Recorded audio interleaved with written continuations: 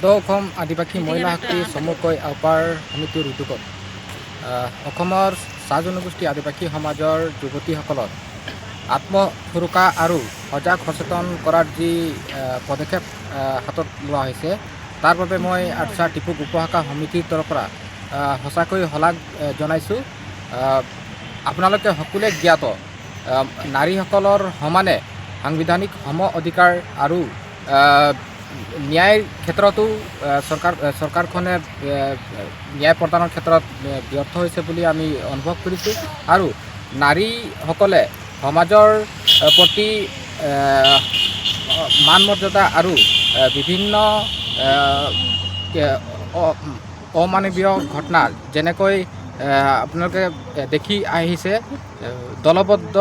ধৰ্ষণ আৰু তাতকৈ দুৰ্ভাগ্যজনক বিষয় শিশুসকল বিভিন্ন ধৰণৰ জঘন্য কাণ্ড যেনে দলবদ্ধভাৱে ধৰ্ষণ আমি দেখিবলৈ পাই আহিছোঁ আৰু এই ঘটনাৰ পৰা এই বিভিন্ন সমস্যা অত্যাচাৰসমূহৰ পৰা পৰিত্ৰাণ পাবৰ বাবে যি সদৌ অসম আদিবাসী মহিলা শক্তিয়ে যি মহান উদ্দেশ্যলৈ আগবাঢ়ি আহিছে তাৰ বাবে মই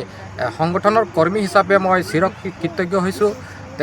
তেখেতসকলৰ ওচৰত। আৰু এই ক্ষেত্ৰত অসম চাহ ছাত্ৰ সন্থাই টিপুক উপশাখা সমিতিয়ে সদায় তেখেতসকলৰ আগত থিয় দিব আৰু তেখেতসকলৰ সহায় সহযোগ কৰিব বুলি মই এই সংবাদ মাধ্যমৰ জৰিয়তে মই ক'ব বিচাৰিছোঁ। ধন্যবাদ।